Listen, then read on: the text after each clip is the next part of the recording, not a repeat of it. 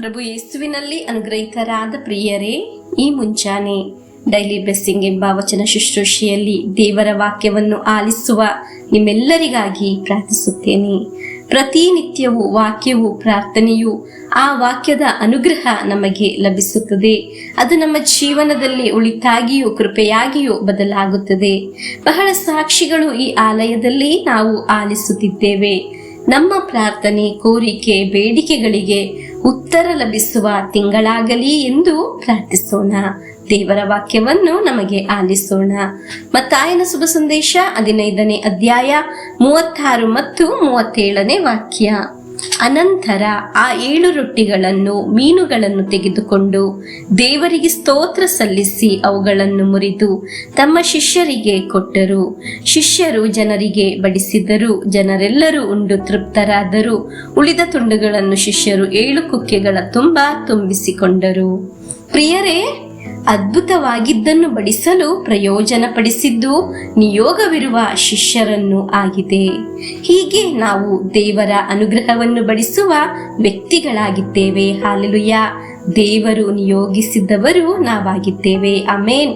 ಪ್ರಾರ್ಥಿಸುವ ನಮ್ಮ ಕರಗಳಲ್ಲಿ ನಮ್ಮ ಕುಟುಂಬಗಳಿಗೆ ಇರುವ ಅನುಗ್ರಹವನ್ನು ಬಡಿಸಲು ಇರುವ ಅನುಗ್ರಹವನ್ನು ದೇವರು ನಮಗೆ ನೀಡಿದ್ದಾರೆ.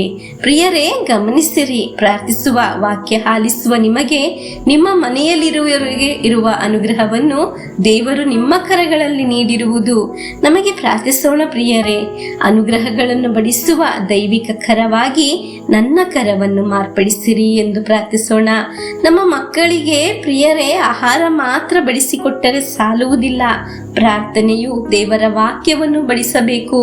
ನಮಗೆ ವಾಕ್ಯವನ್ನು ನಮ್ಮ ಕರಗಳಿಗೆ ಅನೇಕರಿಗೆ ಶೇರ್ ಮಾಡೋಣ. ಅದರಿಂದ ನಮ್ಮ ಕರಗಳು ಅನುಗ್ರಹವನ್ನು ಬಡಿಸುವ ಕರಗಳಾಗುತ್ತದೆ. ಹಲ್ಲೆಲೂಯಾ. ನಮಗೆ ಪ್ರಾರ್ಥಿಸೋಣ. ಪ್ರಭುವೇ, ಅನುಗ್ರಹಗಳನ್ನು ಬೇರೆಯವರಿಗೆ ಬಡಿಸುವ ಕರವನ್ನಾಗಿ ನನ್ನ ಕರವನ್ನು ಮಾರ್ಪಡಿಸಿರಿ ಎಂದು ಪ್ರಾರ್ಥಿಸಿ ಪ್ರಭು ಯೇಸುವಿನ ಆಶೀರ್ವಾದವನ್ನು ನಮಗೆ ಸ್ವೀಕರಿಸೋಣ. ನಮ್ಮೇ ಪ್ರಭು ಯೇಸು ಕ್ರಿಸ್ತರ ವರಪ್ರಸಾದವು, ದೇವರ ಪ್ರೀತಿಯು, ಪವಿತ್ರಾತ್ಮರ ಅನ್ಯೋನ್ಯತೆಯು ನಿಮ್ಮೊಡನ ಇರಲಿ. ರೋಗದಿಂದ, ಅಪಘಾತದಿಂದ, ವಂಚನೆಯಿಂದ, ನಿರಾಶೆಯಿಂದ ಸ್ವರ್ಗದ ದೇವರು ನಿಮ್ಮನ್ನು ಅದ್ಭುತವಾಗಿ ಸಂರಕ್ಷಿಸಲಿ. ದೀರ್ಘಾಯುಸ್ಸು, ಆರೋಗ್ಯ, ಸಮಾಧಾನ, ಸಂತೋಷ ಉಂಟಾಗಲಿ. ಪಿತನ, ಸುತನ, ಪವಿತ್ರಾತ್ಮರ ನಾಮದಲ್ಲಿ ಆಮೆನ್.